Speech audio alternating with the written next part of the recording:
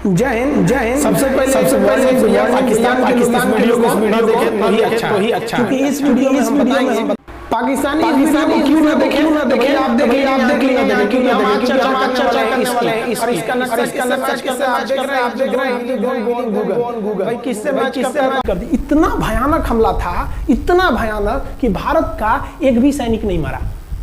समझ रहे ना कितना भयानक हमला था। अरे भाई आप यहाँ पर घुस जाएंगे हमारे देश में तो क्या हो जाएगा भैया, मूस मोटा यहाँ लोढ़ा हुई, हाथी घोड़ा थोड़े हुई। भारत तो इसी का इंतजार कर रहा था। देहात में कहावत कहा जाता है कि रोए के रानी तले अखिए खुदा गई। भैया हम प्लाने कर रहे थे कि हमला करने के लिए कि आप हमारे पे हमला करिए दीजिए। अब विश्व का भी दबाव नहीं आएगा हमारे ऊपर कि भैया हमला तो आपने किया है, अब हम लोग छोड़ेंगे नहीं। भारत एकदम दृढ़ निश्चय कर लिया। इसी बीच पाकिस्तान को एक खतरनाक खबर लग गई। क्या थी खबर भाई? तो देखिए, पाकिस्तान को खबर लगी कि भारत की ज़्यादातर फौज इस पूर्वी पाकिस्तान की ओर डिप्लॉयड है और यहाँ राजस्थान के जैसलमेर जिला में एक जगह है लोंगेवाला। उस लोंगेवाला में केवल और केवल 120 फौजी हैं। और अगर पाकिस्तान ने सोचा कि 120 फौजियों को हम रातों रात मार देते हैं तो उस समय एयरफोर्स रात में लड़ाई नहीं कर सकती थी, इसलिए इन्होंने लोंगेवाला में एंट्री मार दी। पूरी भयानक टैंक लेकर, फौज लेकर, इन्फेंट्री लेकर, और उसको वो लोग लोंगेवाला में घुसने के लिए चल दिए। और लोंगेवाला में भारत के पास केवल 120 सिपाही थे, केवल 120, और उन पर वो हजारों की संख्या में टूट पड़े। लेकिन घबराना नहीं चाहिए, क्योंकि चींटियां तादाद में कितनी भी क्यों ना हो जाएं, गन्ना घसीट के नहीं ले जा सकती हैं। लोंगेवाला में जो ड्यूटी थी उस समय कुलदीप सिंह चांदपुरी जी का। कुलदीप सिंह चांदपुरी सरदार हैं, आप देखे होंगे बॉर्डर मूवी में इनका रोल सनी देओल ने किया है। अब ये कुलदीप सिंह, ये भैया पंजाबी सिख, अब ये लोग 1.25 लाख से नीचे कुछ सोचते ही नहीं है। चिड़िया नू में बाज लड़ावा, गिदड़ नू में शेर बनावा, और 1.25 लाख नू एक लड़ावा, तब गोविंद सिंह नाम रखावा। खबर आया कि आपसे जो लड़ने आ रहे हैं ना पाकिस्तान की ओर से, वो ब्रिगेडियर तारिक मीर आ रहा है। उसके पास टैंक है, 2800 फौज है, बहुत ही तेज रफ्तार से आ रहा है। आपके पास केवल 120 जवान है कुलदीप सिंह, आप पीछे हट जाइए, आप पीछे हट जाइए, क्योंकि आपको हम ना, आप बहादुर हैं इसमें नो डाउट, लेकिन आप कैसे लड़िएगा उतनी भयानक फौज के पास से। यहाँ उन्होंने कहा खालसा सिख नहीं हट सकते, हम दिखा देंगे कि हम 120 भी उन पर क्या पड़ेंगे, भारी पड़ेंगे। इनके पास ना ही टैंक को उड़ाने के लिए कोई संसाधन थे, टैंक को मारने के लिए एक जीप पर लगा हुआ छोटा सा तोप था, और इनके पास 3 ठो माइंस लगे थे। माइंस समझते हैं आप लोग? टैंक जो होता है ना बम, उसको उड़ाने के लिए माइंस लगाए जाते हैं। तो देखिए ध्यान से, ये है माइंस, ये माइंस होते हैं। इस पर अगर टैंक चढ़ता है ना तो टैंक ब्लास्ट कर जाता है। तब इन्होंने दिमाग लगाया। इन्होंने क्या किया, जो खाली रेगिस्तान था ना उसमें ना आगे की ओर 3 ठो ओरिजिनल माइंस को लगा दिया, और जो खाना खाने वाला टिफिन होता है ना 4 खंदे वाला, इसे, उस टिफिन को इन लोगों ने रातों रात ना बिछा दिया। ऐसे लाइन से, देखिए लाइन से पाकिस्तान की टैंक आई तो शुरुआत में तो भैया ओरिजिनल माइंस था, धड़ाम से लगा, पाकिस्तान की टैंक उड़ गई। पाकिस्तान का एक टैंक उड़ा, फिर दूसरा उड़ा, तीसरा उड़ा। पाकिस्तानी एकदम डर गए सब।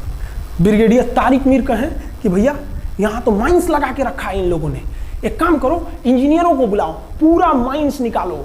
अब ब्रिगेडियर जो हमारे मेजर कुलदीप सिंह थे, ये जानते थे कि बाबू अगर हम तुमको रात भर रोक दिए ना तो सुबह हमारी एयरफोर्स आएगी, तुमको जिंदा नहीं छोड़ेगी। इसलिए इन्होंने पूरा टिफिन बिछाया था। इन पाकिस्तानियों ने 6 घंटे लगा दिए उनको निकालने में। इंजीनियर आते थे तो डर के मारे टिफिन निकालते थे, अरे बाप रे बाप, और टिफिन में तो ईंटा पत्थर भर देते थे और डर के ले जाते, अरे भागो भागो भागो, माइंस है। इसको लगाते लगाते इन लोगों ने पूरी रात बिता दी। 3 बज गया। 3 बजे इनको पूरा सन्नाटा दिखा कि भैया ये तो टिफिन है, ये रेगिस्तान में ये तो टिफिन है। अब उन्होंने कहा कि आदेश दिया कि हमला करो। तो कुलदीप सिंह जो थे चांदपुरी, उन्होंने बालू के बीच में ऐसे गड्ढे बना रखे थे और अपने फौजियों को ना 2 किलोमीटर एरिया में बिछा दिया था, एक उधर एक इधर एक इधर। तो चारों ओर से फायरिंग होती थी। पाकिस्तानियों को लगी ना कि भैया हमको गलत इंफॉर्मेशन मिल गया है, 120 को मिल के ऐसे थोड़े मारेगा सब। सोच रहा उधर से गोली, इधर से गोली, धड़ाधड़ बम, गोला दारू सब चल रहा है यहाँ पर। इतना भयानक कहीं कोई 120 आदमी मिल के ऐसे मारता है? नहीं भाई, इतना भयानक सुनसान एरिया में कहाँ से कौन मार रहा है? एकदम तबाही मचा दिया। कुलदीप सिंह चांदपुरी ने क्या तबाही मचाया था आप देखना चाहते हैं तो देखिए उन लोगों ने क्या तबाही मचाया था। ये है पाकिस्तान का टैंक, ये धज्जी उड़ गया था टैंक का, थुथुर तूर दिया इसका यहाँ पे। ये देखिए टैंक का, पाकिस्तानी देख रहे हैं कि भैया सब चक्का उक्का फेंका गया। बताइए ये चांदपुरी साहब कैसा करना चाहिए? ये कोई वीडियो गेम खेल रहे हैं? मार के धज्जी उड़ा दिया। अरे पाकिस्तान बच्चा है, अपने बच्चा है, बिगड़ गया, आराम से मारिए। ऐसे एकदम धज्जी उड़ा दिए हैं बेचारा सबको। पाकिस्तान के टैंक को धज्जी उड़ा के उस पर भारतीय सैनिक खड़ा होकर फोटो खिंचवा रहा था। फोटो खींचे, फोटो खींच। उस समय सेल्फी नहीं था ना, तो आगे से फोटो खींचना, फोटो खींचिए। यहाँ पे आने वाली पीढ़ियों को ये प्रेरणा देगी। बताइए, इतना सुंदर गाड़ी लेके आया था पाकिस्तान मारने के लिए। हाँ, बेचारा ऐसे मारा जाता है। हाँ, अरे ब्रिगेड मेजर साहब, आप भी बच्चा है, बच्चा को थोड़ा आराम से मारिए। देखिए इसका थोबड़ा बिगाड़ दिया गाड़ी का। ओहो, ऐसे नहीं मारना चाहिए, लेकिन क्या कीजिएगा, बच्चा बिगड़ जाता है तो धोना ही पड़ता है। ये हाल कर दिया रात भर में। सोचिए, रात में इतना बुरा मारा, दिन में दिखता तो कुछ डाल रहा पूरा। एकदम भयानक तबाही मचा दिया मेजर कुलदीप सिंह चांदपुरी ने। इनके आगे कौन खड़े थे? ब्रिगेडियर पाकिस्तान के ब्रिगेडियर साहब। ब्रिगेडियर साहब को कहने लगी, भैया ये तो बहुत बुरा मार रहा है सब। तब तक हो गया सुबह, और सुबह के वक्त हमारे जो हंटर जहाज थे, उस समय जो जहाजें थी वो हंटर जहाज थी। ये हंटर जहाजें रात में नहीं उड़ सकती थी, लेकिन दिन में उड़ सकती थी। रात भर तक कुलदीप सिंह चांदपुरी ने ऐसा कूचा पाकिस्तानियों को, इतना कूच दिया कि भोर हुआ तो बाकी का कसर पूरा कर दिया हमारे हंटर विमानों ने। ये हंटर विमान जब आए सब, तो इतना भयानक तबाही मचाए सब पाकिस्तान के जहाजों का कि आप हुलिया देखेंगे ना, पाकिस्तान के टैंक का ऐसे पड़ गया। टैंक पूरा तबाह हो गया है, सब पूरी तरह ध्वस्त हो गया इतनी भयानक युद्ध में। 3 तारीख को पाकिस्तान ने हमले की शुरुआत की, और ये 4 तारीख का शकल देखिए पाकिस्तान का। इतना भयानक धज्जी उड़ा दिया पाकिस्तान का जिसका कोई हद नहीं। पाकिस्तानियों को दुम दबा के भागना पड़ा। ब्रिगेडियर साहब भागे, कहें कि भाग भैया, न तो ये सब जान ले लेगा सब। हम लोगों ने पाकिस्तान के टैंकों को अपने यहाँ रख लिया है म्यूजियम में। आज भी जाके देखिएगा ना, तो इन टैंकों को डर के मारे पाकिस्तानी छोड़ के भाग गए कि भागो भाई यहाँ पर। ये 120 जवानों का जलवा था। और पाकिस्तानी कहते हैं कि हिंदुस्तान के लोग क्या लड़ेंगे। अरे भैया, हम चीन पे वीडियो बनाए थे, आप पे नहीं बनाए थे, जो आप लोग हम लोग को बोल रहे थे कि पाकिस्तान हिंदुस्तानियों की औकात नहीं। देखिए अभी हम आपको औकात दिखाते हैं आपकी। ये आपका टैंक है, आके ले जाइए, हिम्मत है तो लेके जाके दिखाइए यहाँ पर। हाल तो ये हो गया था ना कि हम लोगों ने जो पाकिस्तानियों की जान ली थी ना, डर के मारे वो लाश उठाने नहीं आए थे, लाश को गिद्ध खा गए थे सब। हम लोग बोल रहे थे कि भैया हम गोली नहीं चलाएंगे, लाश लेके चल जाओ। हम नहीं जाएंगे, तुम लोग रेगिस्तान को कब्रिस्तान बना दिए हो। रेगिस्तान को कब्रिस्तान हम लोग हमला करने आए थे, शुरुआत तो तुमने किया था यहाँ पे।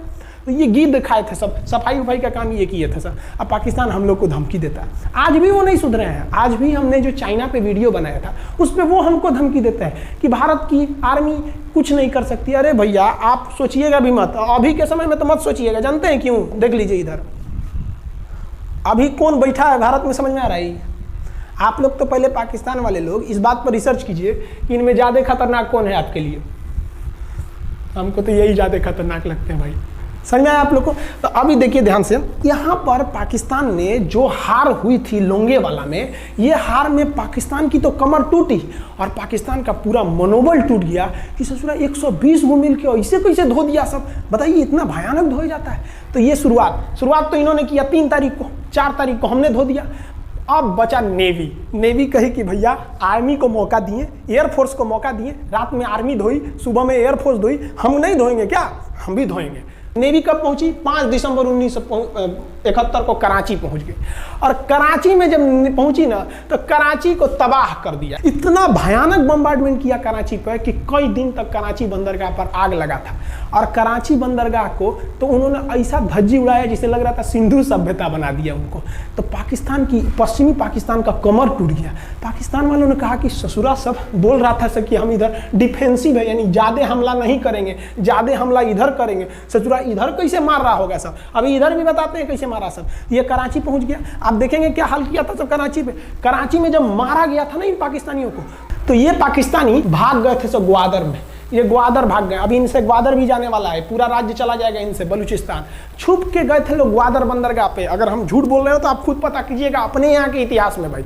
हिंदुस्तान ये ग्वादर बंदरगाह पे छुप गए थे सब। आप देखिए कराची का क्या हाल हुआ था उस समय। हमारे एयर नेवी ने क्या हाल किया था। पाकिस्तान का जितना जहाज बस मिल जाए कि भैया ये जहाज किसका है, तो भैया जब पता चले कि भैया ये जहाज पाकिस्तान का, ये हाल हो जा रहा था जहाज का। यहाँ देख लीजिए इनका पूरा ध्वस्त का। भैया ऐसे मारा जाता है? हाँ, अरे भाई बच्चा को बच्चा की तरह मारना चाहिए। इंडिया की नेवी ने भी हद कर दिया। बताइए इस तरह मारा जाता है। हाँ, यहाँ देख लीजिए पूरा का पूरा धज्जी उड़ा दिया इन लोगों को। अरे भाई बच्चा है, बिगड़ गया है तो थोड़ा सा आराम से ना मारिएगा। कि देख रहे हैं इस तरह से मारा पूरा पाकिस्तान के। कराची बंदरगाह उड़ गया। तो पाकिस्तान का तो इधर से तो पूरा का पूरा धज्जी उड़ा दिया। अभी शुरुआत हुई युद्ध के केवल 2 दिन हुए हैं, आप दिल थाम के रखिए, अभी युद्ध लंबा चलने वाला है। 3 दिसंबर को स्टार्ट किए, 4 दिसंबर को हम लोग लोंगे वाला धो दिए, अब 5 दिसंबर को कराची। अब पाकिस्तान ने ना भारतीयों को तबाह करने के लिए, भारत का सबसे खतरनाक जहाज था INS विक्रांत, INS विक्रांत को बर्बाद करने के लिए ना इसने यहां से भेज दिया INS PNS गाजी को।